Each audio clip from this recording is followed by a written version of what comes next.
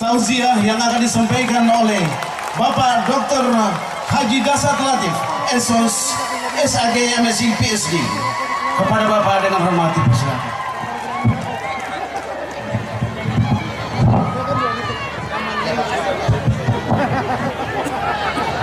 Assalamualaikum warahmatullahi wabarakatuh.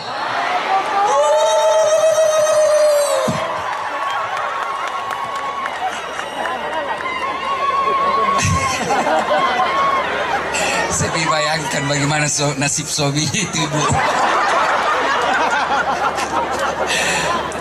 Alhamdulillah. Alhamdulillahi rabbil alamin. Wabihi nasta'inu ala umuri dunya waddin. Ashhadu an la ilaha illallah wa ashhadu anna muhammadan abduhu wa rasuluh. Allahumma salli ala sayyidina Muhammad wa ala alihi wa sahbihi ajma'in. Amma ba'd. Faqad qala Allah subhanahu wa ta'ala fi kitabil karim. Bismillahirrahmanirrahim. Ya ayyuhalladzina amanu taqullaha haqqa tuqatih wa la tamutunna illa wa antum muslimun. Wahai orang-orang yang beriman, bertakwalah kalian kepada Allah dengan sebenar-benarnya takwa, dan janganlah kamu mati kecuali dalam keadaan beragama Islam. Ayat ini Jumat dibacakan khatib. Ayat ini Jumat didengar umat Islam di masjid. Kalau ada perintah bupati yang harus dibaca tiap Jumat diumumkan di tempat umum, pasti perintah itu penting. Ayat ini Jumat diulang, berarti ayat ini juga penting. Dan rasa-rasanya ayat ini susah diterima akal. Jangan kamu mati, berarti mati kau yang ngatur. Woi, jangan kau mati ya, berarti mati mau-maumu. Padahal mati, mau atau tidak, tiba saatnya pasti mati. Orang kaya, orang miskin, raja-raja, rakyat biasa, banser, mati toh. Tolong minggir, kasih jalan. Nah, kau yang ngalangi jalanku. Mantap banser. Saya juga mau masuk banser, sudah tua. Orang kaya, orang miskin, raja-raja, rakyat biasa, ustadz. Senangnya. Siapa ceramah kalau ustadz mati? Semua mati. Berarti yang jadi masalah bukan matimu. Kamu mau atau tidak, tiba saatnya pasti mati. Kalau artis tidak bisa mati, maka tidak ada artis yang wafat. Kalau orang kaya tidak mati, maka tidak ada orang kaya yang wafat. Tapi kaya, miskin, siap tidak siap, pasti kamu mati. Berarti yang jadi masalah bukan mati. Yang jadi masalah bagaimana kondisimu mati. Insya Allah Bapak Ibu tidak akan mati dalam keadaan berzinah. Habis makan obat kuat kuda Sumba, kena serangan jantung, di atas perut bukan mahramnya, selingkuh. Ada yang suka selingkuh di sini? Hanya ngeri ya.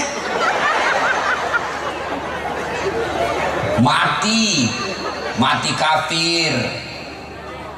Insya Allah Bapak tidak akan mati dalam keadaan ngerampok. Insya Allah Bapak tidak akan mati dalam keadaan korupsi. Tapi yang bisa membuat kita mati kafir, hubbi aklil haram, suka makan barang haram. Siapa mereka? Kalian menerima uang pilkada ketika pilkada. Tepuk tangan baru kau semua pelakunya. Kalau datang orang sosialisasi gampang Pak, gampang. Bisa diurus, tapi saya punya majelis taklim 300 orang Pak. Tolong belikan seragam. Pret!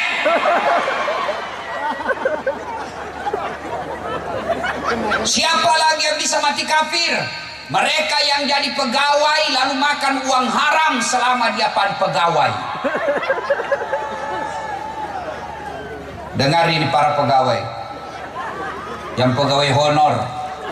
Lebih baik kalian menjadi pegawai honor daripada pegawai tetap tapi kalian masuk karena nyogok. Ada pegawai honor di sini? Biasanya itu Satpol PP. Polisi setengah. Ada Satpol PP di sini. Itu biasanya kasihan banyak pegawai honor itu Satpol PP. Saya tahu lagunya kalau pegawai honor.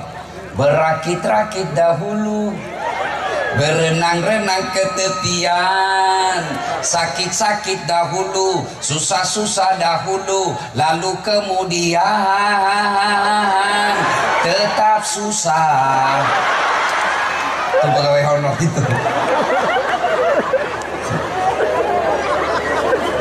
Siapa yang bisa mati dalam keadaan kafir? Contoh-contoh aja nih, contoh. Jangan kau marah. Sabung ayam. Oh, ada juga di sini. Beleng-beleng.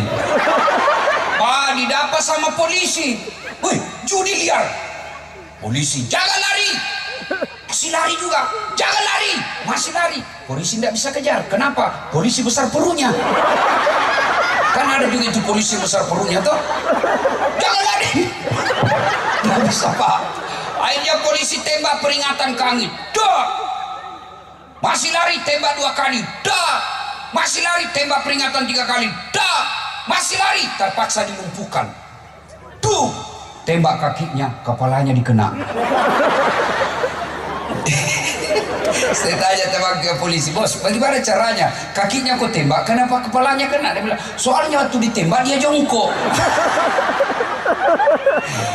Ini polisi film India, bukan polisi Indonesia. Woi bu, woi, jangan kau musuhi polisi. Kau kira enak hidupmu kalau tidak ada polisi? Hah? Woi, rumahmu dirampok. Suamimu dibunuh, anakmu diperkosa, hartamu dijarah. Siapa kau cari? Anggota DPR? Nggak ketemu. Adik-adik, jangan musuh polisi. Hilang motormu, siapa kau cari? Pak Imam, pret. Saya ceramah, macet mobil. Saya baca Yasin, nggak gerak-gerak mobilku. Saya baca ayat kursi 3 kali, nggak gerak mobilku. Tapi begitu ada polisi lalu lintas, Pak Ustaz, maju. Saya juga sampai di sini Pak. Oh, dijemput sama Kapolres. Mantap. Anggotanya siap. Alhamdulillah. Kapolresnya tawa gembira menyambut Ustadz. Yang banyak kulihat gembira menyambut artis. Padahal kalau artis kau undang apa kau dapat? Nak kasih lihat pahanya, nak kasih lihat dadanya. Tidak juga nak kasih pegang kau, nak kasih lihat-lihat aja pahanya.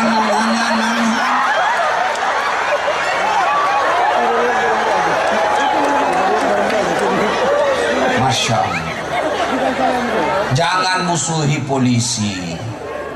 Bapak tahu enggak kenapa kita bisa tabligh akbar seperti ini? Hah? Karena pencapaian vaksin kita sudah lebih 75%. Dan itu jasanya tentara sama polisi. Kalau bupati coba bilang, mari vaksin. Nah bilang masyarakat, Anda jangan ngurus saya. Tapi datang polisi, ayo vaksin, vaksin. Mau vaksin Pak. Jasa-jasanya polisi. Makanya jangan musuh polisi. Pun kalau ada polisi yang minta-minta uang di jalan, kau melanggar, kau tidak lihat diri. Saya lihat Pak. Kenapa kau langgar? Saya tidak lihat Bapak. Kenapa kau tidak lihat saya? Bapak sembunyi di tikungan. Mana surat-suratmu? Lengkap. Saya tilang kamu. Kenapa Bapak tilang saya? Kau pembohong. Maksudnya apa? Itu jaketmu Yamaha, motormu Honda.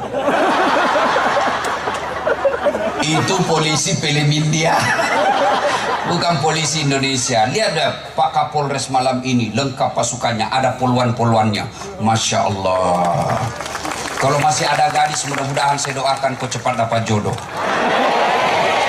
Oh, balasan gembira sekali. Dengan 11-12 kali Ustaz. Wa qala idan. Bismillahirrahmanirrahim. Ya ayyuhalladzina amanu dukhulu fis-silmi kaffatan wa la tattabi'u khutuwatis syaitan innahu lakum adu mubin. Wahai orang-orang yang beriman, masuklah engkau ke dalam Islam secara sempurna. Bukan Islam pencitraan, bukan Islam pilkada, bukan Islam pilcaleg. Ini politisi kalau mau pilkada, pilcaleg, penampilannya kala-kala Ustadz Dasar. Rapi songkoknya. Keluar masuk masjid biar tidak diundang datang juga. Begitu sudah terpilih, tidak pernah lagi datang. Jangan kau Islam begitu. Banyak begitu di sini. Banyak begitu di sini. Kau salah, kenapa kau pilih dongo? Siapa suruh kau pilih? Ada anggota dewan yang hadir malam ini? Angkat tangan coba Pak, angkat tangan anggota dewan yang hadir. Angkat tangan Pak. Lihat mukanya bagus-bagus, coblos lagi nanti Pak. Oh ini Bapak, ini sampingnya Pak Bupati luar biasa, kumisnya tebal betul. Cocok jadi penjual obat kumis. Tapi saya dengar juragan kambing. Masya Allah. Oh ketua DPR. Dan janganlah engkau ikuti langkah-langkah setan, karena sesungguhnya setan itu musuh yang nyata bagi kalian. Musuh kalian bukan polisi, musuh polisi bukan ulama, musuh ulama bukan polisi, musuh tentara bukan rakyat, musuh rakyat bukan aparat. Musuh kalian semua adalah setan, di mana setan itu musuh yang nyata bagi kalian.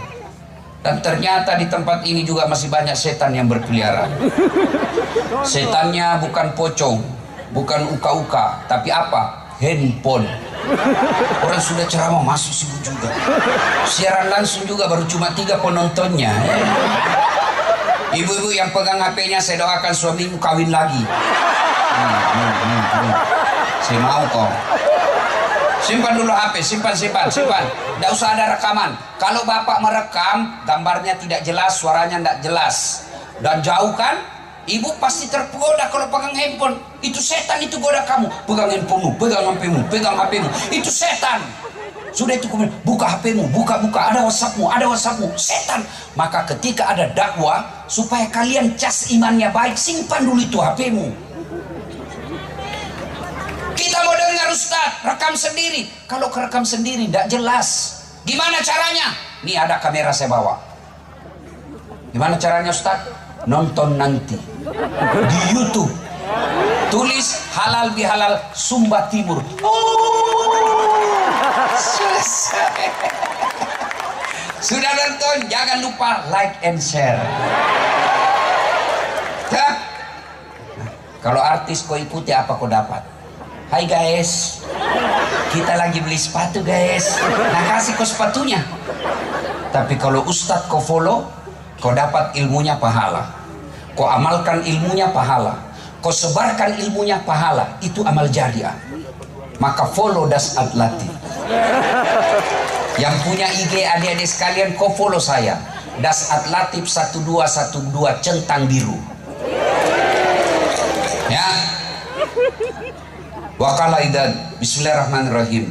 Innallaha wa malaikatahu yusalluna 'alan nabi. Ya ayyuhalladzina amanu sallu alaihi wa sallimu taslima.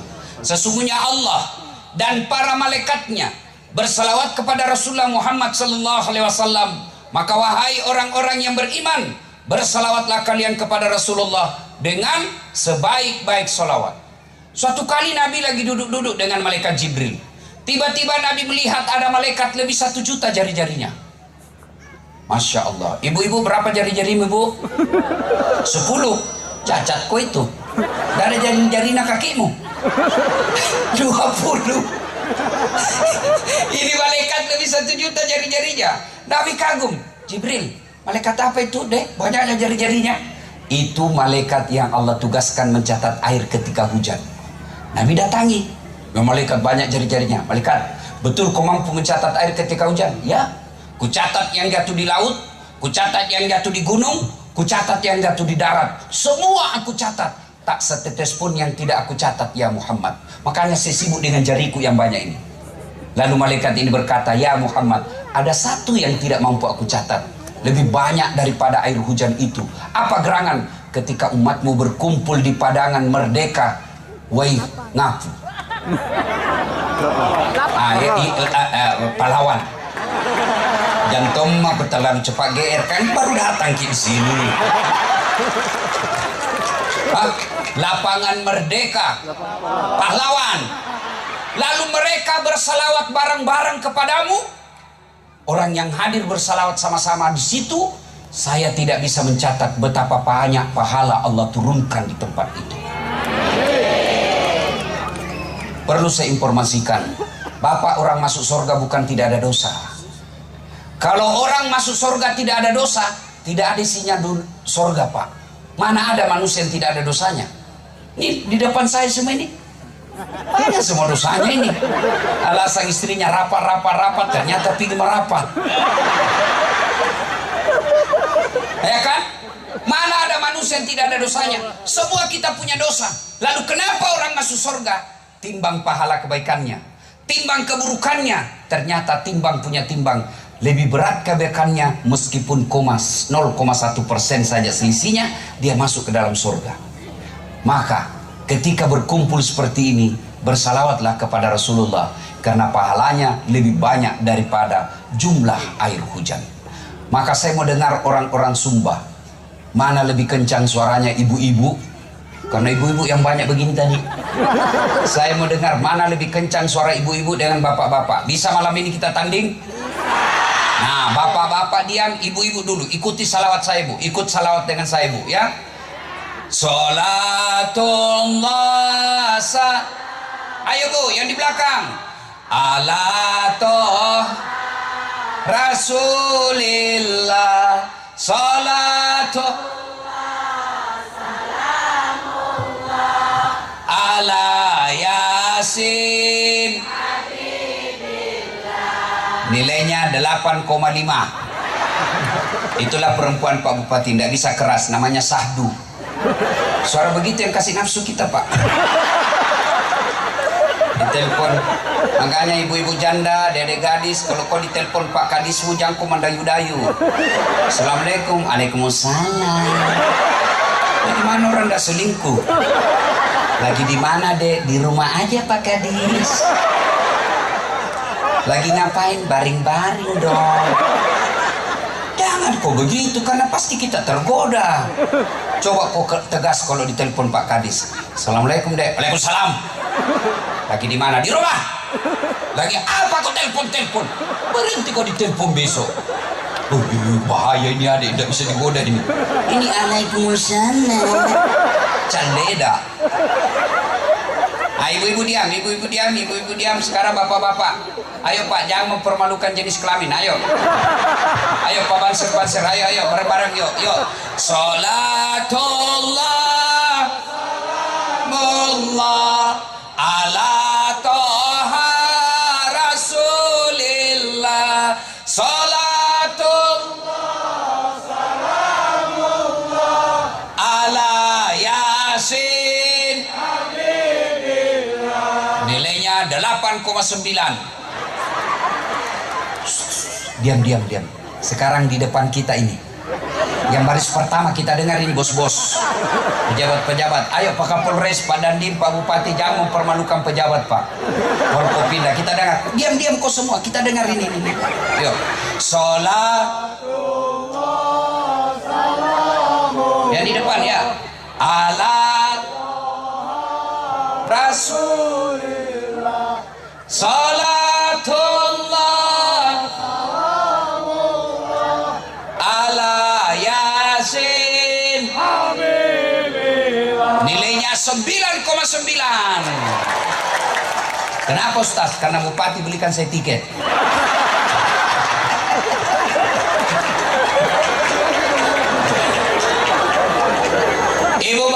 saudara-saudara sekalian, teristimewa yang kita hormati dengan segala kehormatan, Bapak Bupati Kabupaten Sumba Timur, Bapak Dostrandes Christopher Fry, beserta Bapak Kapolres, Bapak Dandim, Ketua DPRD, hadirin hadirat, tokoh-tokoh agama, tokoh masyarakat, tokoh perempuan, ketua kecuali tokoh kelontong.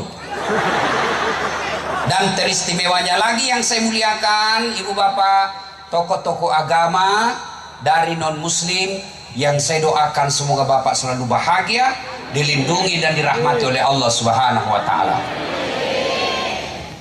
Suatu kali Abu Jahal, Pak Bupati, Abu Jahal ini tokoh kafir Quraisy di Mekah yang sangat membenci Nabi. Dia bangsawan, orang kaya. Dia bayar buser. Kira-kira kalau sekarang buser rupiah. Kau teror mentalnya Muhammad. Bagaimana caramu supaya dia terteror dan rasa malu? Dia bayar orang Yahudi di Madinah dan dia orang kafir Quraisy. Nabi lewat mau ke masjid sholat. Dari atas ketinggian ini Yahudi yang dibayar ini, dia ludahi Muhammad, kena kepalanya Muhammad. Kira-kira kalau Pak Bupati sebagai tokoh masyarakat, Bupati pula, mayoritas pula di sini, tiba-tiba ada orang Bugis ludahi Bapak.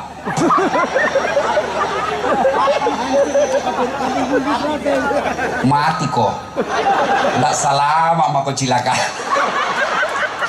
Iya toh? Tapi apa Nabi? Begitu diludahi, Nabi tersenyum dan berkata, "Don't worry, be happy." Tidak ada dalam kitab itu. Ini supaya enak. Ini sudah lebih 9:30 bos. Terlalu banyak sambutan. Yang saya bayangkan ini yang jauh, kasihan rumahnya. Maka saya ceramah cukup 15 menit saja. Ada katanya yang lebih dari 100 km dari sini. Bayangkan itu Pak. Hah? Oke lah, kalau begitu kita selesaikan sampai jam 12 malam. Mampu? Serius? Saya yang tidak mampu. Diludahi Nabi. Pak! Nabi tersenyum dan berkata, salah tempat. Ludahmu kena kepalaku. Tapi tidak apa-apa saudara. Lewat. Hari kedua juga begitu. Diludahi lagi Nabi. Kan orang diterorin, jadi berusaha diulang-ulang. Kena lagi kepala Nabi. Nabi cuma tersenyum. Tidak apa-apa, tidak usah kau cemas. Hari ketiga juga begitu Pak. Diludahi lagi. Nabi bilang, tidak apa-apa, tidak usah cemas. Hari keempat Nabi lewat. Cari-cari, mana ini langgananku? Biasanya ada di sini. Nabi selesai sholat Pak, pergi ditanya sahabatnya, kau kenal si fulan? Kenal ya Rasul? Mana dia kasihan? Sakit ya Rasul. Oh kasihan dia ya. Pulang ke istrinya. Sayangku, ada kurma? Ada. Ada roti? Ada madu sedikit? Ada, tapi sedikit sekali ya Rasul. Tidak apa-apa, biar sedikit. Mau kemana? Saya mau pergi besuk pasien langgananku. Allahu Akbar. Diketuk rumahnya. Dari dalam yang meludahi Nabi. Siapa?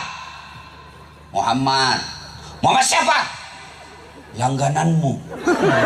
Mati mi saya ini. Kalau di Makassar membalas ini. Di Patapas awak mati nak besok na iya. Buka pintu. Nabi berkata begini, saya tadi lewat di tempat biasa, rindu juga saya sama ludamu. Ternyata kau sakit mas bro. Ini ada roti saya bawakan kamu, silakan kau cicipi. Saya doakan kau mudah-mudahan segera sembuh. Allahu Akbar. Inilah halal bihalal. Ini contohnya ini. Satu kali lagi, di sudut pasar kota Madinah, Pak Bupati, waktu itu tadi masih minoritas waktu di Mekah. Ini sekarang di Madinah, Islam sudah terbesar waktu itu. Di sudut pasar Madinah ada orang Yahudi, minoritas dia Yahudi. tunanetra, tidak bisa melihat. Apa kerjanya? Berteriak-teriak, jangan kau dengar Muhammad, jangan dekati Muhammad, tukang tipu, pembohong, tukang sihir. Kalau kau dengar, dia sihir kamu, dia rajanya pembohong. Jangan dengar Muhammad, jangan dekati Muhammad. Itu aja kerjanya Pak, di pasar, sudut pasar di Madinah. 3 hari setelah Nabi wafat, datang Abu Bakar. Karena Nabi Abu Bakar penggantinya Rasulullah, tapi gelarnya bukan Nabi, tapi namanya Khalifah, presiden kalau sekarang. Abu Bakar bertanya kepada anaknya Siti Aisyah yang istrinya Nabi. Kata Nabi, anakku, apa kebiasaan Nabi yang sampai sekarang belum kucontoh? Kata istri Nabi Aisyah, ada itu tunanetra di samping, di sudut pasar. Itu tiap hari Muhammad datang pergi suapi makanan. Tiap hari dia pergi suapi makanan itu, tunanetra Yahudi. Datanglah Abu Bakar Siddiq bawa kurma. Dia suapi ini Yahudi yang teriak-teriak, jangan dekati Muhammad, pembohong, tukang sihir. Dia suap. Begitu Abu Bakar suap, dia tepis tangannya. Hei, siapa kamu? Siapa kau suapi saya?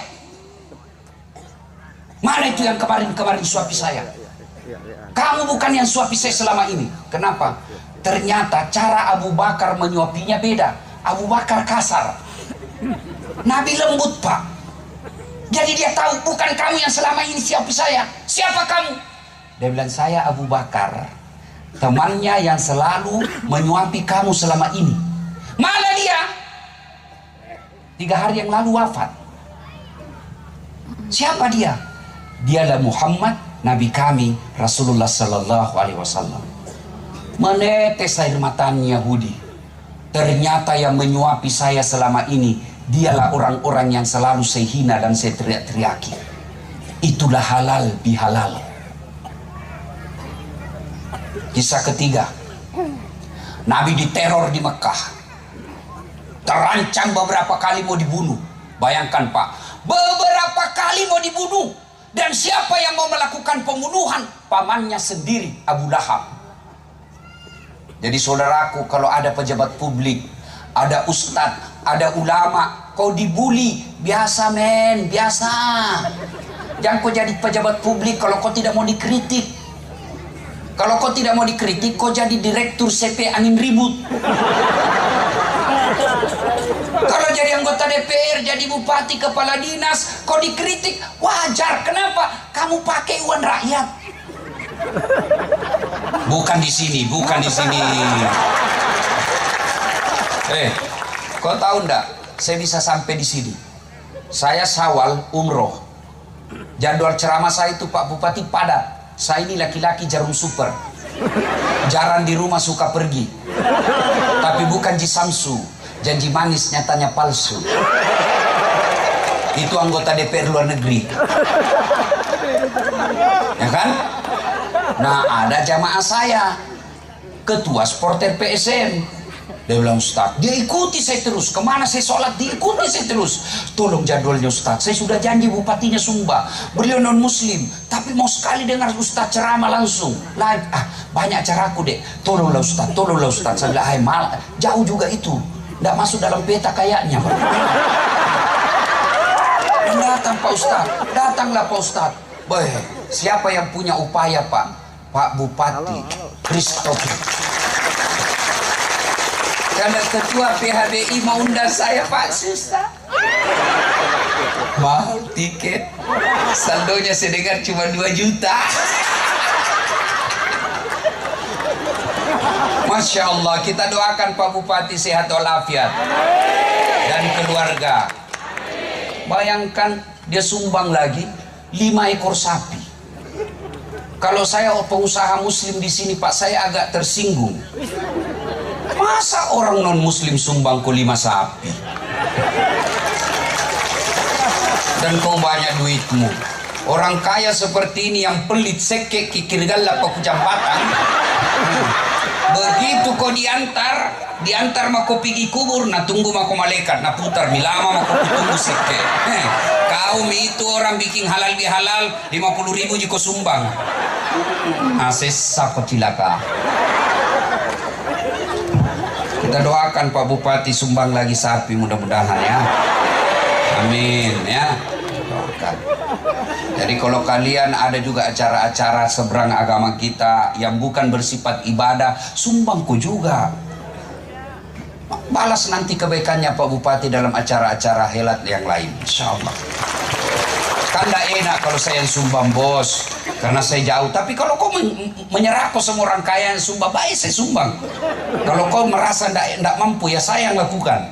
Balas kebaikannya orang adalah bagian daripada perintah agama. Kita lanjut cerita. Diteror, dihina. Ketika kalian mendapat teror dalam aktivis dakwah, kegiatan dakwah, kenanglah Rasulullah, manusia pilihan, kekasih Allah, namanya selalu digandengkan dengan nama Allah. Bukan diteror, bukan lagi dibully, tapi beberapa kali mau dibunuh. Maka karena teror semakin memuncak di Mekah, Nabi ke Taif. Mudah-mudahan di Taif dapat penghormatan dan simpati. Tapi apa yang terjadi?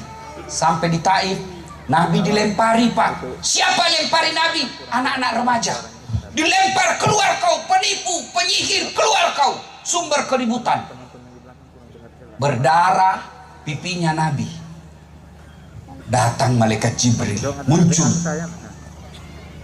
dan berkata, ya Muhammad, sudah keterlaluan ini masyarakat Taif. Saya diperintah Allah, kau berdoa saja Muhammad, saya angkat gunung Taif ini, saya hancurkan mereka semua penduduk Taif. Kira-kira kalau bapak-bapak ada yang teror tiba-tiba datang polisi, saya misalnya diteror di sini, dilempar, datang Kapolres, bagaimana Ustaz? Hancurkan. Tapi Nabi apakah itu dia lakukan? Tidak. Nabi berkata, ya Jibril, kalau Allah ingin mendengarkan saya hanya berdoa, ya Allah, berikan hidayah dan petunjuk kepada mereka. Jangan kau hancurkan mereka. Mereka lakukan itu kepadaku karena dia tidak tahu apa yang saya bawakan buat mereka. Kalau bukan mereka yang beriman, kalau bukan mereka yang percaya kepadaku, anak cucunya nanti yang saya doakan, mudah-mudahan mereka yang beriman kepadaku. Terbukti kehebatan doa Nabi itu, kebaikan hati Nabi itu di Taif. Sekarang tak satu orang pun manusia yang tidak beriman kepada Rasulullah Muhammad sallallahu alaihi wasallam. Itulah halal bihalal. Maka tidak ada gunanya kita bikin halal bihalal begini besar ramai sampai ratusan juta uang habis, tapi kalian orang Sumba masih bermusuhan gara-gara momen pilkada. Halal bihalal datang dari Sumba Barat, Sumba Barat, Barat Daya, jauh 300 km ke sini, tapi kalian bertengkar gara-gara momen pilpres. Cebong kampret tidak akur. Aduh. Jangan gara-gara pilpres kalian orang Sumba pulau kepulauan bertengkar. Jangan bos, bodoh namanya kita. Mereka yang sudah jadi presiden, mereka sudah dapat tunjangan, mereka sudah dapat pengawalan. Kalian baku musuh tetanggamu gara-gara cebong kampret. Apa namanya kalau bukan beleng-beleng? Nah, kasih kau gajinya. Inilah yang kadang-kala merusak persaudaraan kita. Apa? Pilkada, pilpres, momen politik. Boleh berbeda pilihan. Ini sebentar lagi 2024. Mulai lagi kita ribut lagi. Ngapain kalian ribut? Kalian juga politisi yang ikut bertarung pilkada kalah, jangan kau hasut masyarakatmu. Sabar kau lagi, tanding kau lagi 5 tahun yang akan datang. Kalah kau lagi, tanding kau lagi yang akan datang. Kalau kau ikut pilkada kalah, kau datangi Pak Bupati, baik minta maaf, bikin kau pidato, ini yang terbaik buat Sumba Timur. Kita hormati pemilihan ini. Saudara-saudaraku yang tidak menang, bukan kita kalah, tapi suaranya lebih banyak. Selesai. Sudah itu kalau kau akur sama bupati, mudah-mudahan kau dapat proyek penunjukan langsung.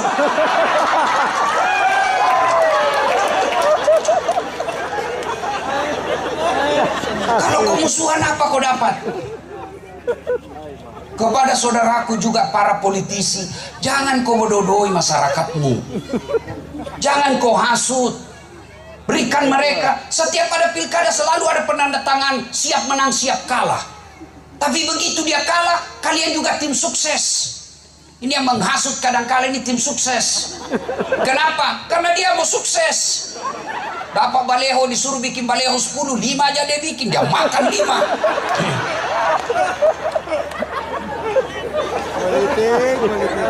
Maka saudara-saudara sekalian, sikapi pilkada, jangan bercerai-berai. Yang kedua, penyebab putusnya persaudaraan. Apalagi? Biasanya penyebabnya apa? Itu medsos.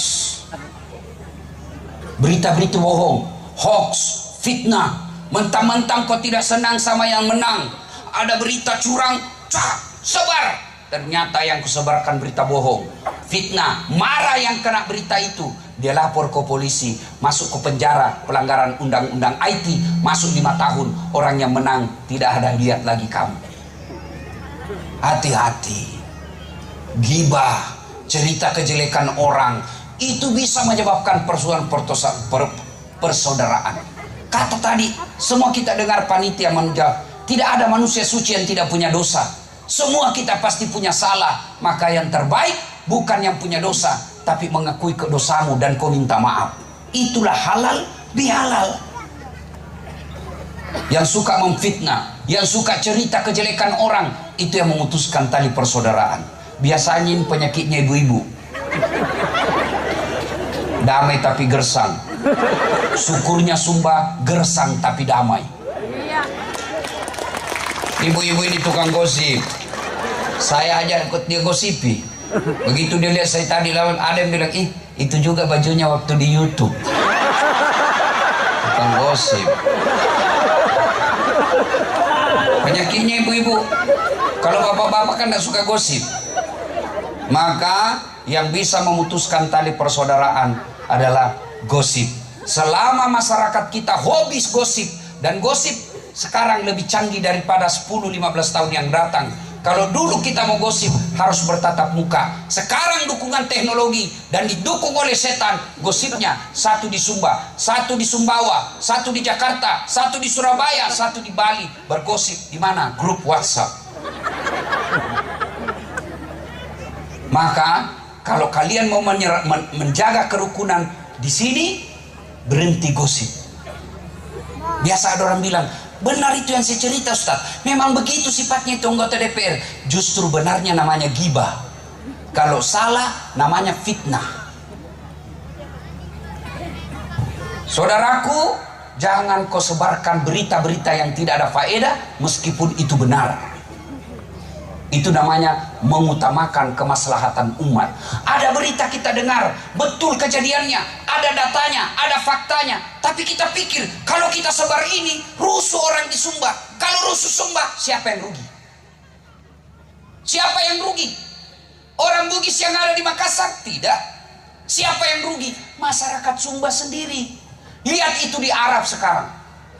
Lihat itu di Arab. Saya tadi pesawat dari Jakarta ke Bali, saya nonton di atas pesawat film perang. Apa enaknya kalau sudah perang orang? Kita bisa dakwah begini karena kita damai. Kita bisa dakwah begini karena kita tidak ada kerusuhan. Mana bisa ceramah orang kalau rusuh? Saudara-saudara, ada batu. Tidak bisa lagi.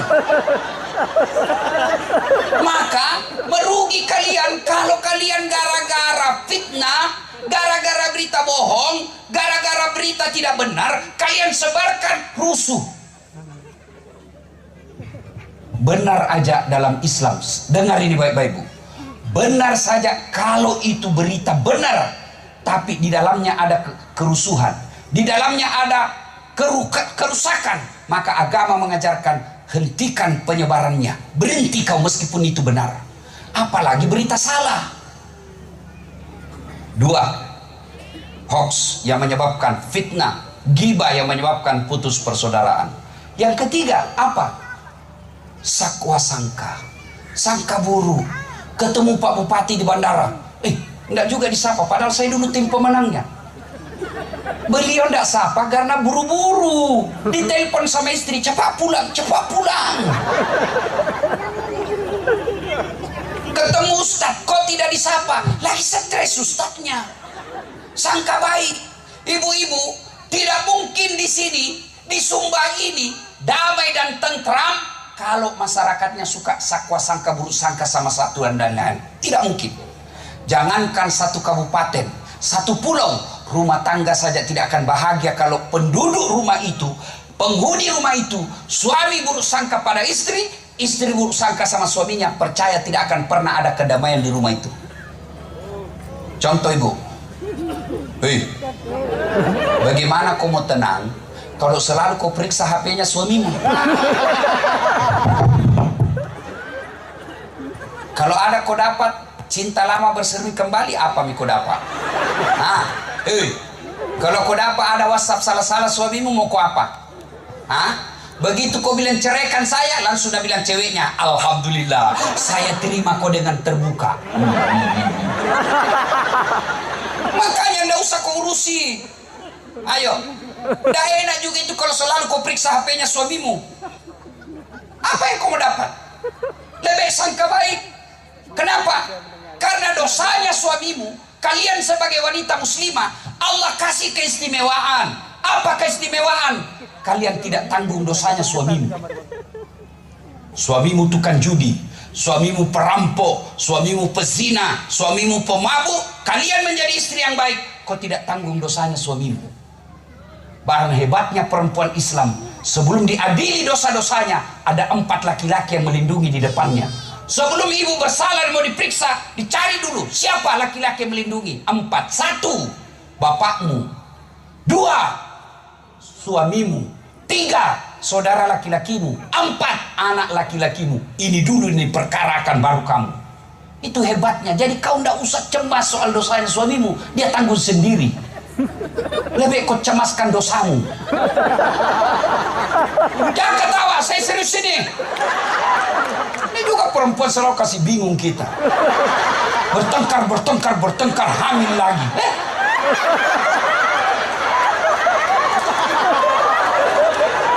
Tenang kau Pak, saya bela kau ini malam.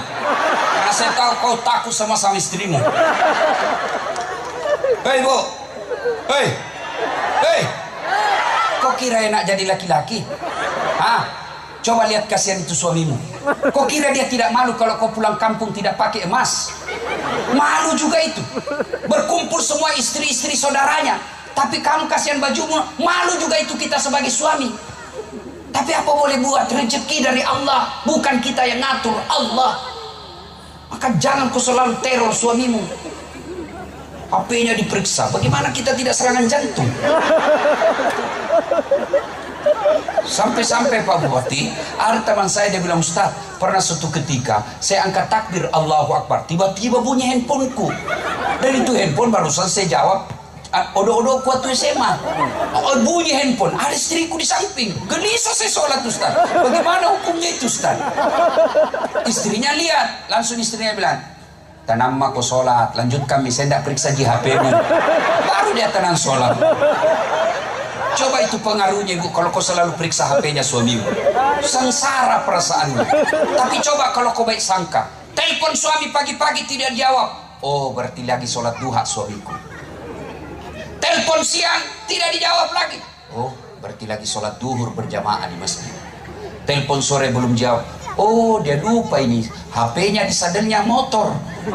Tiba-tiba dia, suamimu kulihat bonceng cewek cantiknya. Oh berarti mengojek ini suamiku. Tenang perasaan.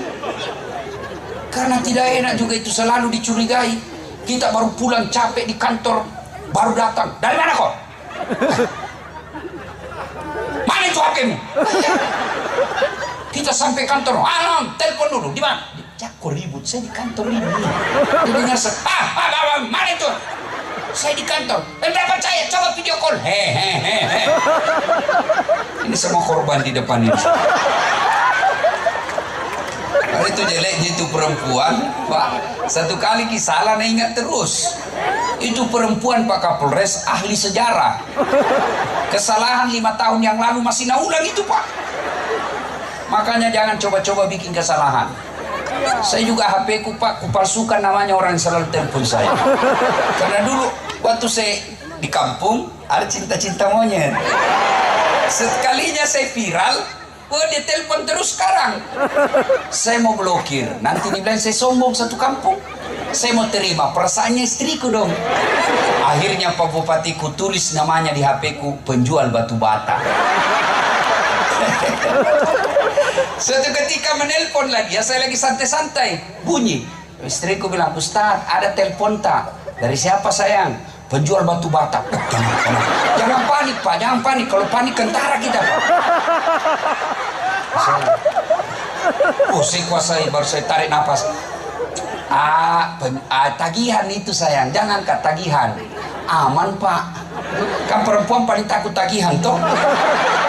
Oh, udah diangkat betul HP saya Pak. Suatu ketika saya pulang ceramah, haus saya. Sayangku, bikinkan dulu teh. Saya sibuk Ustaz, ini Ece lagi diajar ngaji. Bikin maki sendiri. Mana gula? Dia bilang ada gitu di toples. Saya pergi ambil gula. Sudah aku kasih, ada tulisannya gula. Bilang, asin. Saya pergi periksa toples, tulisannya gula. Istrinya garam. Saya bilang sama istriku, kenapa kau tulis gula ini baru istrinya garam? Dia bilang, HP-mu juga lain di dalam, lain kau tulis. Salatullah salam. Ayo semua. Ala toha rasulillah. Salatullah salam. Ala yasin habibillah. Coba Pak, halal bihalal itu memaafkan. Coba Rasulullah, manusia mulia, dengan gampangnya dia memaafkan orang.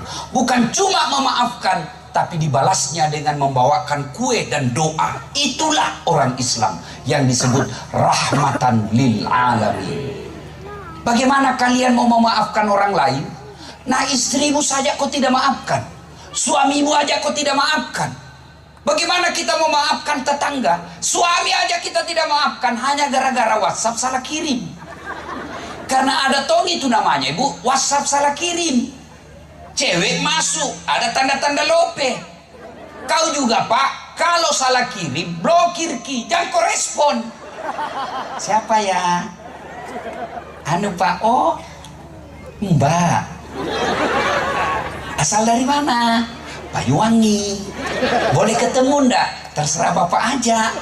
Itu namanya korespon. Tapi kalau salah WhatsApp, mohon maaf, salah nomor, bukan saya yang kau cari, saya blokir. Selesai. Kalau kau harga istrimu, tapi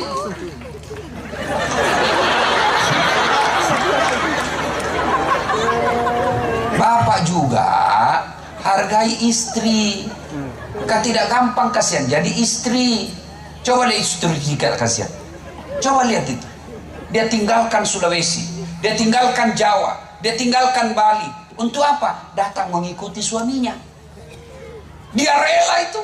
Ditelepon sama saudaranya, sakit bapak. Minta maaf kasihan, tidak bisa tinggal suamiku, tidak bisa keluar izinnya.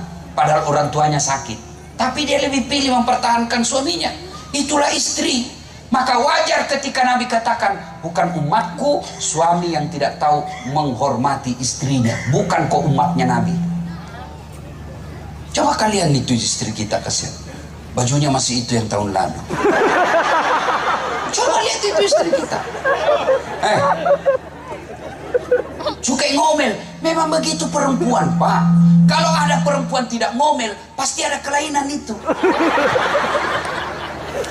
Maka cara menghadapi perempuan yang suka ngomel, tidak usah kau layani. Makin kau layani, makin menjadi-jadi. Jadi gimana rumusnya Ustaz? Diam. Diam. Tidak bisa didengar Ustaz. Sakit telinga. Cara terakhir, makan kau obat tidur. Karena biar kita jelaskan, tidak masuk di akalnya. Apalagi kalau Nabi bilang, pokoknya, diam pokok saja. Tidak masuk di akalnya itu. Kan tidak gampang juga jadi istri. Ibu-ibu, dengar ini bapak-bapak. Itu susahnya jadi istri. Ibu-ibu? Ya. Bu? Ya. Masih ingat waktu hamil? Enak. Oh, jalan saja setengah mati. Mau duduk aja itu pakai standar samping. Iya teh bu, bu. Waktu hamil pernah ndak ibu tidur tengkurap? Pernah ibu? Tadi coba berapa lama ibu? 9 bulan. Dengar pak, istri kita 9 bulan tidak tengkurap, tahan. Tuh, bapak 1 bulan aja tengkurap pusing. Itulah perempuan. Iya ibu? Ya. 2. Ibu masih ingat waktu melahirkan? Ada ndak ibu-ibu melahirkan senyum?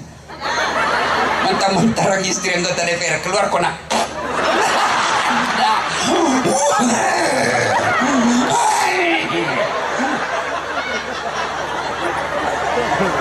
Paling bapak-bapak stres kalau istrinya melahirkan, tapi masih sempat merokok.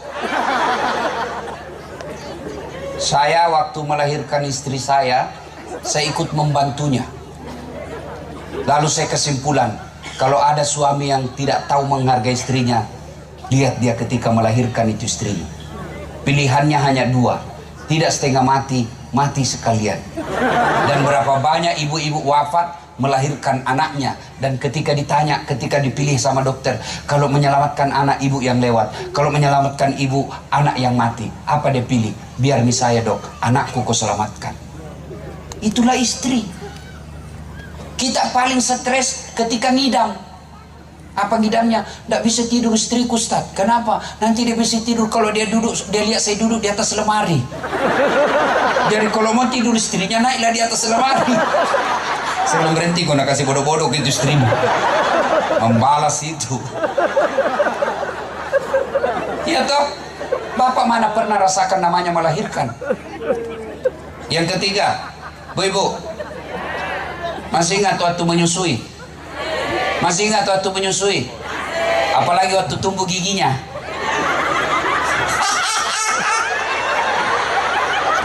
Dia bayangkan dirinya itu ibu. Dia gigit. Apa begitu ibu digigit? Kau tinju anakmu? Kau gigit saya, kurang ngajar ini. Nah di bujuknya juga lepas kena. Waduh. Siang siang anaknya, malam bapaknya. Itulah penderitaan perempuan.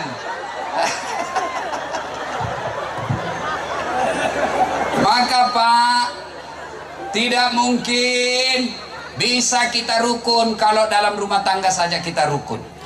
Mana ada masalah, mana ada rumah tangga yang tidak ada masalahnya. Tidak ada rumah tangga yang tidak ada masalahnya. Bohong itu kalau ada dia bilang, Ustadz bahagianya rumah tangganya. Kenapa kau tahu ibu? Nah bilang, lihat tahu Instagramnya Ustadz, Facebooknya, romantisnya, foto-fotonya. Kan tidak mungkin itu foto bertengkar, share di Facebook. Beleng-beleng itu namanya. Mana ada orang Pak? Mana ada manusia tidak ada masalahnya? Ini. Depan saya, muka-muka penuh masalah semua ini Pak. Ini Ustaz, Bapak pikir tidak ada masalahku? Dalam dakwah banyak sekali masalah Pak. Kadangkala kita ditipu. Berapa jam? 2 jam. Tahu-taunya 9 jam nek perahu. Kenapa kau bilang cuma 2 jam? Karena kalau saya bilang 9 jam pasti Pak Ustaz tidak mau datang. Belum lagi honor. Lain di kwitansi, lain di dalam amplop. Itu banyak sekali masalah Pak. Belum lagi kalau kita diundang orang kaya yang hanya mau pencitraan pengajian, tidak menghargai perasaan kita. Aja Bapak pikir hanya melihat di atas mimbar, tidak lihat perjalanan. Masalah saya paling besar sekarang Pak Bupati, banyak janda yang curhat. Berat sekali nih Pak Bupati, berat saya hadapi. Ustadz, kasihlah saya doa-doa penenang hati. Baru saja suami saya meninggal, saya balaslah, saya kasih doa-doa. Lama-lama dia bilang, Ustadz, maukah Ustadz menjadi imam dalam hidupku? Saya bilang, mohon maaf ibu, saya bukan imam, saya penceramah. Oke? Maka rumusnya memaafkan. Ketika suami salah, istri salah, maafkan. Bagaimana cara bisa memaafkannya, Ustaz? Cara paling simpel adalah ingat kebaikan-kebaikannya. Suami salah, ingat kebaikannya. Alhamdulillah gara-gara inilah suami sehingga saya masuk jadi anggota Bayangkari. Alhamdulillah gara-gara inilah suami saya jadi anggota DPR, saya dipanggil sebagai ibu dewan. Gara-gara ini suami saya sehingga saya masuk menjadi Dharma Wanita, karena suamiku pegawai negeri. Caranya mengingat. Baru satu kali salah suaminya, 40 tahun berumah tangga dia lupa semua kebaikannya. Itu bisikan setan. Istrinya 40 tahun, memberi anak 4, baru satu kali menerima WhatsApp, salah kirim, suaminya dendam sampai dia berkhianat. Jangan.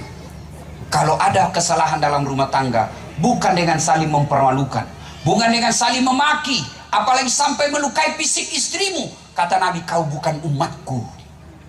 Tapi kalau sudah tidak tahan dengan istrimu, Allah buka jalan keluar. Apa? Kau cerai baik-baik. Jangan pernah ceritakan kejelekannya. Begitu kan Quran. Kalau kau sudah tidak menemukan ketentraman jiwa dalam rumah tanggamu, kau selalu bertengkar tiap hari, dia tidak ada lagi kenyamanan kau dapat rumah tanggamu, Allah katakan kau berpisah baik-baik dengan tidak menceritakan kejelekan masing-masing. Jadi kalau kita sudah tidak tahan dalam rumah tangga, bukan dengan menjelek-jelekkannya, pisah kau baik-baik. Bagaimana cara pisahnya? Kau datang di pengadilan agama. Biasanya sebelum diadili ada namanya diberikan mediasi untuk rujuk. Karena biasa orang bertengkar Pak gara-gara sepele. Ini karena kita cepat sekali curhat. Curhatnya kemana? Ke saudara. Saudaramu belum tentu niatnya baik.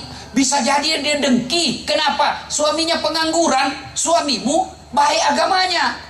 Ada salah sedikit, nah hasut kau. Bukan karena melihat kau bahagia, supaya kau juga susah karena dapat suami yang baik. Masa saudara bisa begitu? Bisa. Siapa yang dorong Nabi Yusuf masuk sumur? Siapa ibu?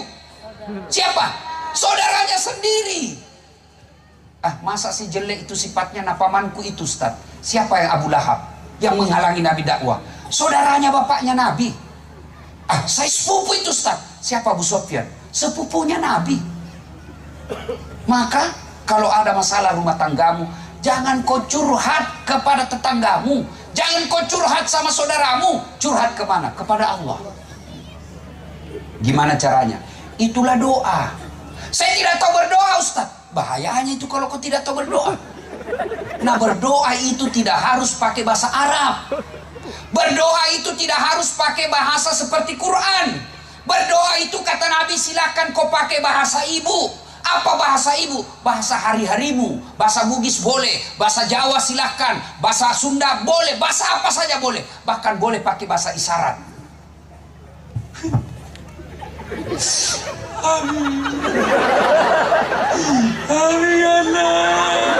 Oh, baru kawin lagi suaminya.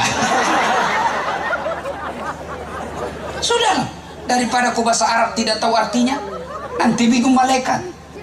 Ibu-ibu, woi, mau saya ajarkan doa supaya suami setia? Mau? Biar perempuan siapa yang goda dia tidak tergoda. Mau? Ikut sama-sama, saya bacakan doanya, Bu. Bismillahirrahmanirrahim. Allahumma barik lana.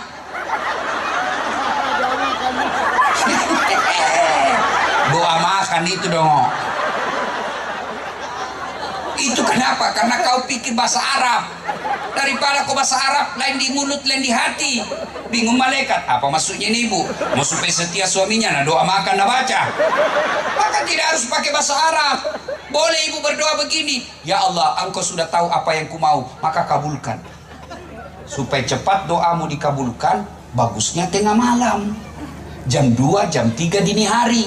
Kenapa, Ustaz? Karena jam itu jam sepi. Jam 12, biar tukang judi datang juga sholat di masjid. Tapi coba jam 2, jam 3 dini hari, orang semua tidur, kamu datang mengadu, pasti kamu butuh pertolongan Allah. Wa minal laili fatahajjat bihi. Sudah mau berdoa, Ustaz, sudah curhat kepada Allah, tapi Allah tidak kabulkan doaku. Siapa kau, Dek? Nabi Adam berdoa, ya Allah pertemukan dengan istriku Siti Hawa. Berapa tahun baru Allah kabulkan? 200 tahun, Pak, lebih. Nabi Zakaria minta anak, ya Allah berikan saya anak. Sejak usia 21 tahun minta dikasih keturunan. Kapan Allah kabulkan? Usia 80 tahun. Puluhan tahun baru Allah kasih. Nabi Musa alaihissalam, ya Allah selamatkan Bani Israel dari orang-orang Fir'aun. Berapa lama baru Allah kabulkan? Lebih 60 tahun. Nabi Muhammad berdoa, yang tadinya kiblat di Makkah pindah ke Palestina, lalu Nabi berdoa, ya Allah kembalikan kiblat kami ke Makkah. Berapa lama Nabi Allah berdoa baru Allah kabulkan? 17 bulan. Itu para nabi dan rasul. Allah kasih waktu puluhan tahun baru Allah kabulkan. Kamu berdoa pagi mau dikasih malam, kau tukang tipu, pret. Maka berdoa ketika ada masalahmu, minta kepada Allah. Kamu mau jadi kepala dinas, gak usah cari muka sama Pak Bupati. Siapa Bupati, siapa Bupati, siapa. Kenapa? Biar Bupati senang kau. Kalau istrinya gak senang, gak jalan itu urusanmu. Tapi bagaimana caranya? Kau berdoa kepada Allah, Allah yang bukakan pintu hatinya. Kalau Allah yang kabulkan doamu, tidak ada yang mustahil di sisi Allah. Maka begitu ada masalah rumah tanggamu, jangan kau curhat ke orang lain, lebih kau berdoa kepada Allah. Dan hebatnya ketemu Allah, kapan dan dimanapun boleh. Tidak harus di masjid, boleh kau di kamarmu, boleh di ruang tamumu, boleh di kantormu, berdoa di mana saja boleh. Dan Allah hadir buat ulama, Allah juga hadir buat rakyat jelata. Allah hadir buat orang kaya, Allah juga hadir buat orang miskin. Yang jadi masalah, begitu ada masalahmu, kau lebih senang minta tolong sama manusia daripada kepada Allah. Kau minta tolong sama Kapolres jadi backingmu, Kapolres paling lama 2 tahun di sini. Kau backing sama Dandim paling lama 2 tahun, pindah lagi. Ketika pindah lagi andalanmu, minta kau cari muka lagi. Tapi kalau Allah 24 jam hadir dan Allah tidak pernah dimutasi. Doa kau kepada Allah. Saya tidak tahu berdoa, maha salam itu. Berdoa sama kau, Ustaz, saya mau punya anak soleh, apa doanya? Itulah doanya, ya Allah berikan saya anak soleh. Ustaz, saya mau istri saya nurut perkataan saya. Ya sudah, itu doanya, ya Allah lembutkan hati istriku. Pak ibu-ibu, ada orang pernah kata-kata ibu dan dia datang minta maaf. Sudah minta maaf, dia kasih sedekah. Paling gampang dimaafkan tuh. Bu, saya minta maaf, dulu saya pernah sakiti bu, maafkan dosa-dosaku. Sebagai wujud penyesalan saya bu, ini saya belikan Ki Honda motor. Pasti ibu bilang, kau bikin lagi salah, kau datang lagi ke sini. Itulah hebatnya sedekah. Maka ibu bapak, salah satu cara menyambungkan persaudaraan dengan sedekah. Dan tidak ada orang yang tidak senang orang dermawan, sebaliknya tidak ada orang senang orang yang pelit. Saya tanya ibu-ibu, senang anggota DPR yang pelit atau dermawan? Senang tetangga yang pelit atau dermawan? Senang bupati yang pelit atau dermawan? Senang tetangga yang pelit atau dermawan? Tidak ada orang suka orang pelit. Bahkan orang pelit sekalipun tidak suka sama orang pelit. Dan nyakopi rumahnya pelit, padahal dia juga pelit. Sedekah. Nah ibu bapak saudara-saudara sekalian, poin ketiga, apa hebatnya banyak teman? Kalau kita selalu akur seperti ini, apa hebatnya? Kata Nabi, siapa yang mau dimudahkan rezekinya, dipanjangkan umurnya, dan tertolak dari malah bahaya, hendaklah bersilaturahmi. Apa maksudnya Ustaz? Contoh, banyak teman, banyak rezeki. Mana contohnya? Das'at Lati. Saya Pak Bupati tidak banyak uangku, tapi banyak temanku. Temanku banyak uangnya. Temanka itu Yusuf Kalla, temanka Aksa Mahmud, temanka banyak Pak. Sehingga saya di Makassar, itu istri saya senang kalau saya ke pasar. Kenapa? Tidak pernah laku uang saya. Saya baru turun dari mobil sudah teriak, "Assalamualaikum Ustaz." Dalam hatiku aman dan terpercaya, aman dan terkendali lagi. Ada isi, saya bilang, "Berapa Ji?" "Nggak usah Ustaz." "Anda enak masih pagi-pagi Ji." "Nggak usah Ustaz." "Anda enak." Dalam hatiku, memang itu kutunggu. Iya toh? Banyak teman, banyak rezeki. Allahu Akbar. Yang kedua, banyak teman gampang selesai masalah, tertolak dari bahaya. Mana buktinya? Habis masa berlakunya SIMku. SIM surat izin mengemudi. Saya datang ke Polrestabes, baru saya turun, dilihat sama ajudannya Kapolrestabes. Komandan, ada Pak Ustadz. Kapolrestabes turun. Ustadz, Assalamualaikum Ustadz. Siap Komandan. Waalaikumsalam warahmatullahi. Nama Ustadz. Perpanjangan SIM Komandan. Mati di SIMku. Panggil Satlantas tolong bantu Pak Ustadz ya. Jangan kau lagi minta uangnya. Berdosa kau uang Ustadz kau makan. Selesai masalah. Iya toh. Maka kalian keliru, salah ketika kalian banyak musuh. Kita orang Sumba coba amalkan innamal mu'minuna ikhwah. Kalian semua bersaudara. Coba amalkan. Bahkan Nabi katakan umatku itu seperti badan ini. Coba lihat badan ini Pak. Tangan kanan gatal tanpa disuruh kiri yang garuk. Tangan kiri yang gatal tanpa diundang kanan yang garuk. Gatal dua-duanya kerja sama. Enak itu orang bersatu Pak. Contoh lagi, ada anak muda jalan malam-malam, tiba-tiba tak hantu kakinya, duh, kaki tak hantu, seluruh badan berpartisipasi menolong.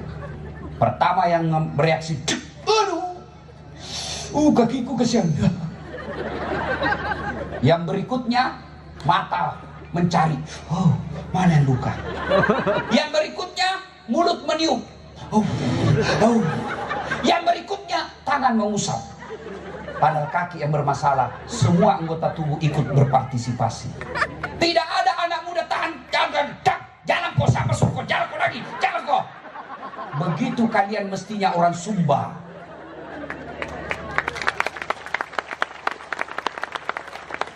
Ada jadi tangan, ada jadi kaki, ada jadi mata, ada jadi mulut. Berbeda tempatmu, tapi satu tujuan, bagaimana mengangkat harkat dan martabat Pulau Sumba. Saya tadi mau landing, saya lihat, gersang betul ini. Tapi kalau kalian akur, kalian bisa gersang tapi damai. Tapi kalau sudah ribut, sudah gersang, ribut lagi, apa untungmu? Apa nyamannya jadi hidup di dunia? Tapi kalau sumber daya alam kita tidak bagus, tidak mendukung seperti di Kalimantan, tidak seperti Pulau Sumatera, tapi kalian akur, jauh lebih baik daripada kalian kaya sumber daya alammu, tapi ribut melulu. Tapi paling sial sudah miskin, ribut terus. Itulah yang selalu saya bilang, bertengkar, hamil lagi. Tidak ada bagusnya itu bertengkar Pak. Damai. Dan biasa juga ini yang kasih bertengkar kita ini gara-gara arwah. Perbedaan pendapat. Kalian ini ustadz, janganlah berdakwah ketika berbeda pendapat, kau hina orang. Ada juga itu ustadz ketika berbeda pendapat, dia hina-hina orang. Dari mana kau belajar agama? Mulutmu kotor, mulutmu kasar, mulutmu memaki. Tidak kau ingat sejarah Nabi? Pindah dari Makkah ke Madinah, kan ada 5 itu perintahnya. 5 perintah harian, seandainya beliau jenderal waktu itu namanya perintah harian jenderal. Apa perintah Nabi yang kelima itu? Satu diantaranya, asin kalamaka, haluskan tutur katamu. Haluskan tutur katamu. Itu Nabi perintah. Kalau berbeda pendapat, biasalah. Kenapa orang berbeda pendapat? Karena kan tidak ada videonya Nabi. Takdirnya Nabi kita cuma tahu sejajar dengan bahu. Kan beda-beda itu sejajar dengan bahu. Karena tidak ada video, tidak ada foto. Maka ulama ada yang mentakbir begini, Allahu Akbar. Kenapa? Karena dia melihatnya dari depan. Ada yang begini, Allahu Akbar. Kenapa? Karena melihatnya dari atas, sejajar. Silakan, mau begini silakan, mau begini silakan. Ada juga yang terlalu semangat. Silakan. Penting kamu yakin ada yang ngajar kamu, silakan. Dan tidak usah kau celak. Kenapa? Karena kesesatannya kalau dia salah, kau tidak tanggung salahnya. Tapi ketika kau hina dia, kau berdosa. Kan mau begini silakan, mau begini silakan, ada juga yang tidak semangat sekali. Ada juga begitu, kayak tidak makan. Silakan, jangan kau hina orang. Silakan. Meletakkan tangan juga setelah takbir kan berbeda Imam Mazhab. Syafi'i itu yang banyak di umumnya Indonesia, antara dada dengan pusat. Begini. Ada juga yang di atas dadanya. Allahu Akbar. Begini. Ada itu pendapat ulama. Ada juga yang di bawah pusat. Allahu Akbar. Bukan di bawah sekali, Bu. Ini mau cepat sekali bikin ngeres. Ada juga yang keempat, Allahu Akbar. Lurus saja dia. Mau begini silahkan. Ada pendapat ulama. Mau begini silahkan. Ada dalilnya. Mau begini juga silahkan. Bahkan mau begini juga silahkan. Terserah. Boleh, boleh. Yang tidak boleh kalau kau pakai semua.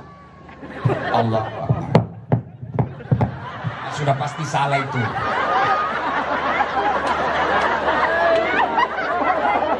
Ya. Ada juga anak muda baru 1 bulan belajar agama, seolah-olah dia pemilik kebenaran.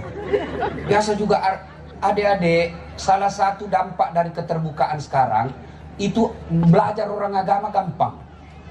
Tapi ada dampak negatifnya. Harus kau hati-hati. Kalau mendengar ayat saja, tidak ada penjelasannya, tidak ada sejarahnya, tidak ada kajiannya, bisa salah tafsir kamu. Kenapa kau tidak sholat? La ikraha fiddin. Tidak ada paksaan dalam agama. Itu ada ayatnya itu, tapi salah tempat kok. Kenapa kau berzina? La ikraha fiddin. Tidak ada paksaan dalam agama. Salah tempat kok cilaka. Maka jangan. Jadi baik belajar di medsos, di YouTube, tapi harus juga ada kau tanya Ustadz bagaimana ini? Apalagi kalau kau lihat ada artis yang tidak jelas agamanya selama puluhan tahun. Jadi artis, mentah-mentah sudah tidak mulai laku, tidak ada lagi orderan, dia hijrah. Baru 2 bulan hijrah, dah kafir-kafirkan kita. Kayak dia panitia hari kiamat. Dia kelompok-kelompokkan, ini ustadz sunnah, ini tidak sunnah. Saya masuk kategori tidak sunnah. Saya tanya, kenapa kau bilang saya tidak sunnah? Buktinya kau tidak pelihara jenggot. Mau dia apa kalau tidak mau tumbuh? Gara-gara jenggot kau marah-marah sama saya. Ya begitu ya. Jadi menyikapi perbedaan pendapat santai saja, tenang saja. Nah, 2, yang tadi, orang yang banyak temannya, murah rezekinya, gampang selesai urusannya, panjang umurnya. Kenapa panjang umurnya, Ustaz? Karena banyak doakan. Saya ini Pak, hampir tidak pernah di rumah. Orang selalu bilang, tapi alhamdulillah Ustaz sehat walafiat. Tanya itu tadi yang korek. Baru beberapa saat ngaji sudah mulai hilang suaranya. Saya Pak, bisa dalam sehari 4 provinsi ku datangi. 1 kali ceramah paling cepat 1 jam. Kadang 1 hari 4. Berarti lebih kurang saya 6 jam teriak-teriak. Alhamdulillah sehat walafiat. Kenapa? Karena banyak yang doakan saya. Yang paling juga menjadi kita kalau ada bapak-bapak yang cium kita. Aduh, dia cium berkumis ini Ustaz. Tiap hari saya nonton, aduh, cukup bisa. Maka banyak teman, banyak yang doakan. Coba tadi, berapa yang pidato di sini sambutan, semua mendoakan saya. Dan bapak-bapak mengaminkan. Banyak teman, insya Allah sehat walafiat, panjang umur. Nah, sekarang bagaimana lagi kalau sudah terlanjur baku musuh orang? Bagaimana caranya Ustaz? Nah, sudah maki baku musuh kemarin. Ini halal bihalal. Caranya, jabat tangannya. Jangan WhatsApp. Maafkan saya lahir dan batin. Maaf lahir batin, dunia akhirat, sengaja tidak disengaja, ujung rambut sampai ujung kaki. Tidak begitu, itu versi Pancasila. Versi agama kita, datangi. Jabat tangannya. Pandang matanya. Jangan kau jabat tangan sambil menerima telepon. Gak sopan itu. Jabat tangannya, pandang matanya, senyum. Yang keempat, paling penting, ini. Allahumma salli ala Sayyidina Muhammad wa ala ali Sayyidina Muhammad. Dan yang kelima, sebut judulnya dosamu. Pak Bupati, maafkan saya. Kenapa dek? Dulu ada bapak suruh saya bikin baleho 5. Itu saya tidak bikin Pak. Pantas saya kalah di kecamatanmu. Maafkan saya Pak, saya hilap Pak, maafkan saya. Pak Bupati bilang, oke, saya maafkan kau, tapi jangan ulang lagi. Kalau dia, Pak Bupati mengatakan kembalikan uang saya yang 5 itu, Bapak wajib mengembalikannya. Jadi kalau ada pegawai di sini pernah ngambil barang-barang kantor, kembalikan besok bos. Ya, termasuk mantan-mantan anggota-anggota pimpinan pejabat yang pernah tinggal di rumah dinas. Begitu dia hibah, dia ditanya keluar dari rumah dinas, biar gorden nak ambil semua, kulkas sendok, nak ambil semua Pak, kasih kembali besok. Selama Bapak tidak kembalikan Pak, tobatmu tidak diterima. Itulah susahnya tobat kalau ambil barang negara Pak. Nah, Pak Bupati maafkan saya, pernah hilang laptop di kantor ya, saya ngambil Pak. Nah sudah, saya kasih kembali itu, saya mutasi kau menjadi staf ahli yang tidak ada stafnya. Udah pasti itu. Nah, bapak-bapak nanti kalau minta maaf sama istri, ya, sebut. Jadi kalau maafkan saya ibu, dia bilang istrinya, apa judulnya? Udah enak nanti ngamuk kau lagi ah. Enggak dia apa bilang kok? Dia bilang Ustaz harus sebut. Janji kau enggak marah? Indah Ji, maafkan saya ibu, waktu saya dinas dulu, saya dinas di Jakarta bu, hilap kak ibu, ada perempuan mirip sekali kak. Saya hilap ibu, maafkan saya ibu, maafkan saya. Dia bilang istrinya begitu memang Pak, saya maafkan kau karena waktu kau dinas juga saya juga selingkuh di belakang. Salatullah salamullah ala toha rasulillah. Salatullah salamullah ala yasin habibillah. Nabi bertanya, atadruna manil muflis? Saudara-saudara sekalian, kau tahu tak siapa yang bangkrut nanti di akhirat? Yang tidak sholat ya Rasul, dia sholat. Yang tidak puasa Ramadan ya Rasul, dia puasa. Yang tidak bayar zakat ya Rasul, dia bayar zakatnya. Oh mungkin yang tidak haji padahal dia mampu, haji. Kalau begitu siapa yang bangkrut ya Rasul? Nabi menjawab, jarusu wa khati'ur rahim, tetangga yang jahat sama tetangganya dan yang memutuskan tali persaudaraan. Sahabat heran, ya Rasulullah bagaimana dia bisa bangkrut? Sholatnya baik, puasa Ramadannya baik, zakatnya lancar, haji bahkan, kenapa dia bisa bangkrut? Kata Nabi, betul, hablum minallahnya, hubungannya kepada Allah, ibadah maknanya baik, tapi sayang di komplek tidak ada yang senang dia, di kantor tidak ada yang senang dia.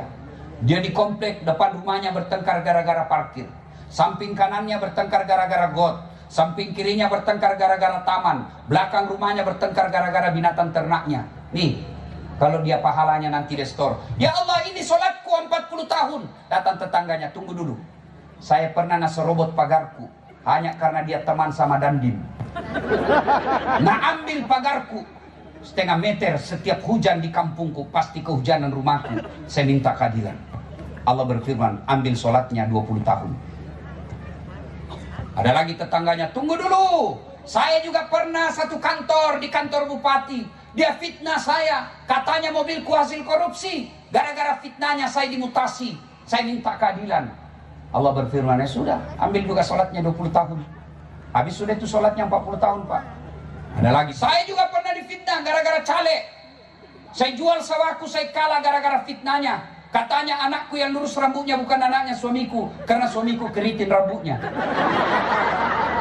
Dia tidak tahu anaknya keriting rambutnya karena sudah direbonding.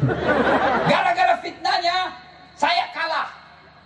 Sudah, dia bilang, Allah berfirman, sudah, ambil puasanya itu 30 tahun. Habis sudah amalnya Pak, habis semua, habis. Ini ambil ini, ambil ini, ambil ini. Masih ada yang datang. Saya juga pernah disakiti ya Allah. Saya pernah dihinanya ya Allah. Saya tidak bisa melawan. Saya minta keadilan hari ini. Ini yang tadi banyak amalnya, dia bilang, ya Allah, bagaimana lagi caranya? Nah sudah habis, kasihan ini amal-amalku. Allah berfirman, supaya adil, ambil dosanya orang yang pernah kau sakiti. Inilah yang disebut bangkrut. Banyak ibadahnya, hitam jidatnya gara-gara sholat, Ramadan berjamaah selalu di masjid, tapi tidak ada orang senang di kompleknya. Orang seperti itu bukan orang mulia, tapi dia orang bangkrut nanti di akhirat. Inilah sehingga kita harus datang berhalal bihalal, minta maaf, maafkan, minta maaf. Bapak hanya wajib minta maaf, dia maafkan kita atau tidak bukan urusan. Bagaimana mau minta maaf Ustaz? Nah kita malu ini Ustaz. Begitu Bapak masih bilang malu, itu setan bercokol dalam. Masa bupati minta maaf? Itu setan Pak. Justru bupati yang harus banyak minta maaf sama rakyat. Kenapa tidak ada rakyat yang datang marah-marah sama bupati? Justru bapak pejabat-pejabat yang harus banyak minta maaf sama rakyat. Dan tidak ada orang hina karena minta maaf. Belajar dari kisah Rasulullah 3 awal ceramah kita tadi. Itulah salah satu sebabnya kenapa Nabi kalau ada yang menghinanya umat Islam mengamuk. Kenapa? Karena Nabi hadir dalam hati kami, hidup dalam hati kami. Menghina Nabi kami berarti kamu menghina agama kami. Tidak boleh atas nama keyakinan, atas nama demokrasi, atas nama kebebasan berpendapat kalian sebebas-bebasnya menghina keyakinan orang lain. Tidak ada itu. Karena Rasulullah telah mencontohkan. Kalian juga orang Islam, yakinkan saja la ilaha illallah, tiada Tuhan selain Allah, tapi kau tidak punya hak menghina agamanya orang. Dan Nabi tidak pernah mencontohkan. Saya ajarkan kepada anak saya, nak, Tuhanmu Allah, lain dari Allah bukan Tuhanmu, tapi kau tidak punya hak sama sekali menghina agamanya orang. Khairun nas anfa'uhum linnas, kata Nabi. Sebaik-baik manusia di antara kalian yang paling baik akhlaknya dan paling banyak manfaatnya buat orang lain. Maka akhlak baik itu satu di antaranya saling memaafkan. Saya malu Ustaz minta maaf. Caranya datang kau di masjid. Di mana dia sholat Jumat? Oh, di sana.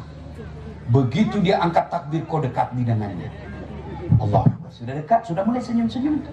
Begitu dia assalamualaikum balik kanan, kau tahan dulu. Assalamualaikum warahmatullahi wabarakatuh. Tahan dulu. Dia balik assalamualaikum, baru balik assalamualaikum warahmatullahi wabarakatuh. Tidak mungkin dia dorong mukamu. Tidak mungkin. Sudah itu kau jabat tangan. Innamal mu'minuna ikhwah. Sesungguhnya kita bersaudara. Orang yang bersaudara nikmat hidupnya, Pak. Saya tanya ibu-ibu, kenapa nasi enak dimakan? Ayo, saudaraku Banser, kenapa nasi enak dimakan? Kenapa? Karena masuknya rame-rame. Coba kalau kau makan satu-satu, makan satu biji, repot toh. Itulah enaknya bersatu, pak, satu kali masuk kenyang. Iya pak. Maka tidak ada baiknya bermusuhan. Inilah halal bihalal. Dan saya kagum di tempat ini karena disinilah saya melihat bagaimana kerukunan yang sangat akur. Kerukunan antar umat beragama, toleransi sudah hatam soal Islam, soal toleransi.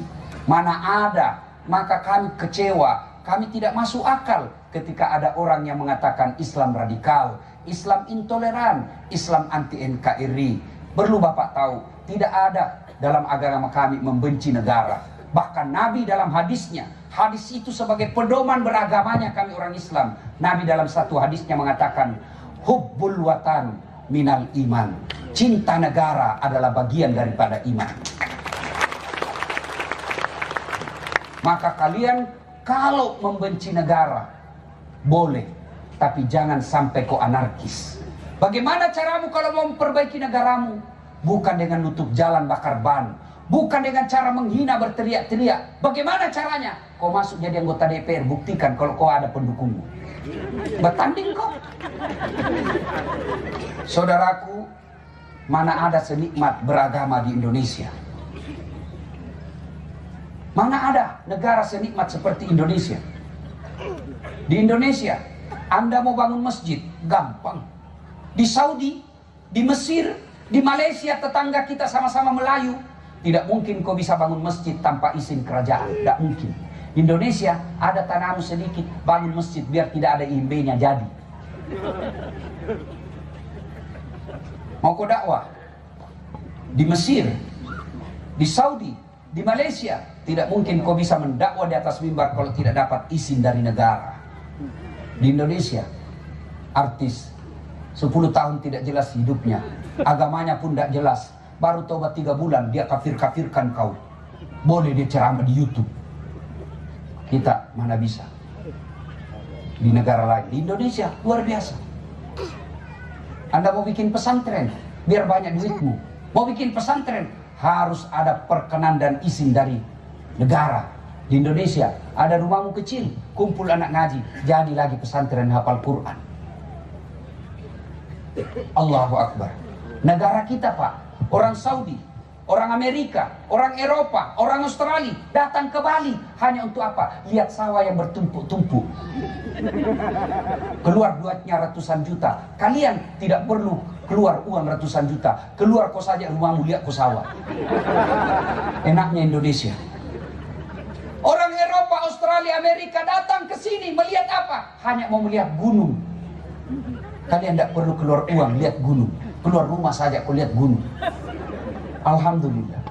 Pun kalau masih negara kita belum ngurus kita dengan baik. Sebagai negara terbanyak produsen sawitnya, tapi kita kehilangan minyak.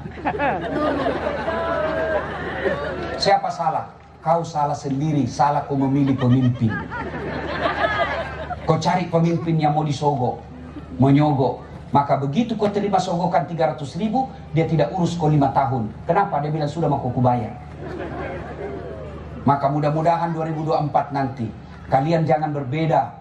Boleh berbeda tapi jangan berpecah belah. Tapi ingat, cintai negaramu dengan cara apa? Jangan kau terima uang sogok. Kalau kalian mau perbaiki negaramu bukan dengan teriak-teriak, bukan dengan menakut-nakuti orang, sampai bakar-bakar, sampai ngebom rumah ibadahnya orang, bukan jihad, jahat kalian. Gimana caranya? Kau jadi anggota DPR.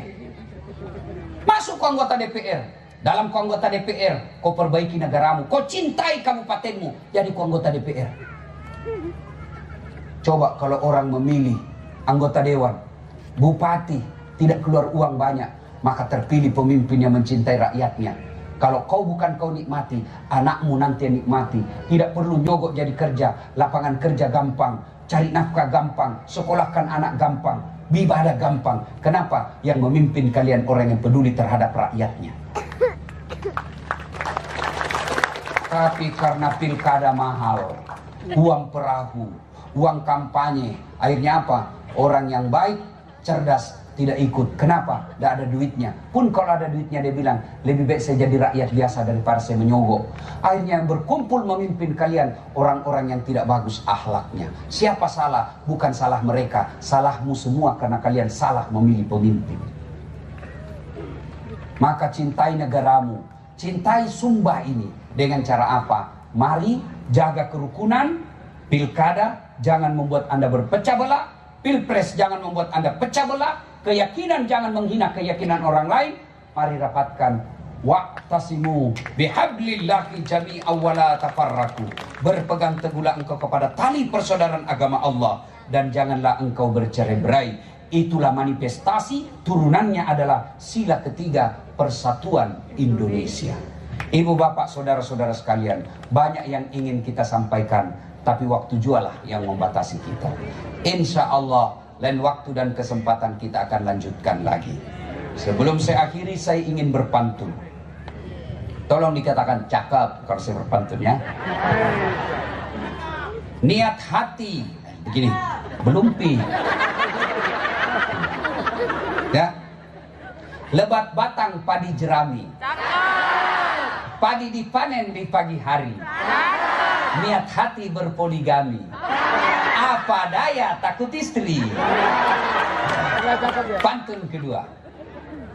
Burung cendrawasih terbang tinggi, mencari makan di pagi hari. Bukan kami takut istri, cuma istri lebih berani. Itu pantun buat bapak ibu berumah tangga. Ini buat anak muda. Dari mana datangnya cinta? Dari Facebook turun ke WhatsApp. Dari mana datangnya kecewa? Setelah ketemu ternyata berbeda. Mari kita akhiri dengan bersama-sama mengucapkan hamdalah. Alhamdulillahirabbil alamin. Terima kasih, lebih dan kurangnya mohon dimaafkan. Fastabikul khairat. Assalamualaikum warahmatullahi wabarakatuh.